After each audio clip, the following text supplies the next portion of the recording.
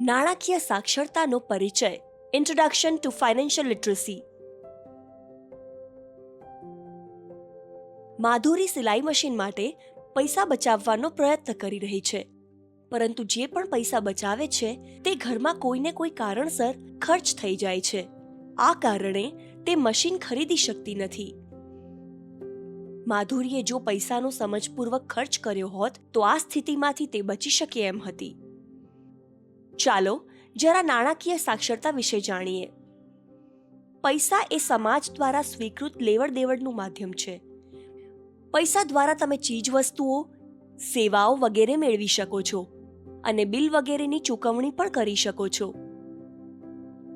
બીજી બાજુ નાણાકીય બાબત અંતર્ગત પૈસા સાથે સંબંધિત બધી બાબતો સામેલ છે, જેમ કે નાણાંનું સંચાલન, નાણાં કમાવવા અને નાણાં વિશે માહિતી મેળવવી. નાણાકીય સાક્ષરતા એક ક્ષમતા છે જેના દ્વારા તમે નાણાં સંબંધિત વિભિન્ન પાસાઓને સમજી શકો છો અને તમારામાં પૈસા સાથે વ્યવહાર કરવાની કુશળતા વિકસે છે. સરળ શબ્દોમાં કહીએ તો આમાં પૈસા વિશે જાણકારી અને પૈસાને સમજદારીપૂર્વક સંભાળવાની માહિતી સામેલ છે. નાણાકીય સાક્ષરતા પ્રાપ્ત કરવા માટે વ્યક્તિને કેવા પ્રકારની માહિતીની જરૂર છે? સૌથી પાયાની વાત જે કોઈને પણ ખબર હોવી જોઈએ તે છે આવક એટલે કે ઇન્કમ અને ખર્ચ એટલે કે એક્સપેન્ડિચરને સંતુલિત કરવા.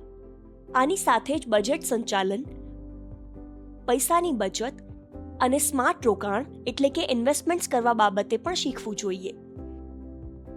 પણ આપણને નાણાકીય સાક્ષરતાની જરૂર કેમ છે? 1. યોગ્ય નિર્ણય લેવાની ક્ષમતા.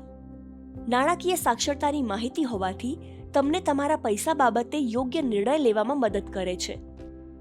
તમે પૈસા બચાવવાનું અને પૈસામાં વૃદ્ધિ કરવાનું શીખો છો.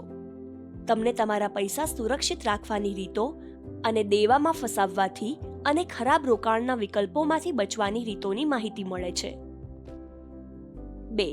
ભવિષ્ય માટે યોજના. આના દ્વારા તમે ભવિષ્ય માટેની યોજના બનાવવાનું અને મહત્વપૂર્ણ બાબતો જેવી કે ઘર, શિક્ષણ અથવા નિવૃત્તિ માટે પૈસા બચાવવાનું પણ શીખો છો. 3. જીવનમાં આવેલા પરિવર્તનનો સામનો કરવો. નાણાકીય સાક્ષરતા દ્વારા તમે તમારા જીવનમાં આવેલા પરિવર્તનોનો સારી રીતે સામનો કરી શકો છો, જેમ કે નવી નોકરી મળવી, પરિવારમાં પરિવર્તન અથવા અણધાર્યા ખર્ચનો સામનો કરવો. 4. આત્મવિશ્વાસમાં વધારો થવો. પૈસા સાથે સંબંધિત મુદ્દાઓને સમજવાથી તમારામાં આત્મવિશ્વાસ ઊભો થશે, ભલે તે પગાર સંબંધિત સમાધાન હોય કે રોજિંદા ખર્ચના સંચાલનની બાબત હોય. નાણાકીય સાક્ષરતા જીવનને તણાવ રહિત બનાવે છે. આ અભ્યાસક્રમ નાણાકીય સાક્ષરતા તરફ તમારું પહેલું કદમ હશે. આ અભ્યાસક્રમમાં આપણે શીખીશું 1. પૈસાની વિભાવના અને સારી નાણાકીય આદતો. 2. આર્થિક રીતે સુરક્ષિત ભવિષ્યની યોજનાના મહત્વને ઓળખવું. 3. પોતાની આવકના સંચાલન, ખર્ચની સમજ અને રોકાણ શરૂ કરવા સંબંધિત મૂળભૂત રીતો વિશે જાણકારી મેળવવી.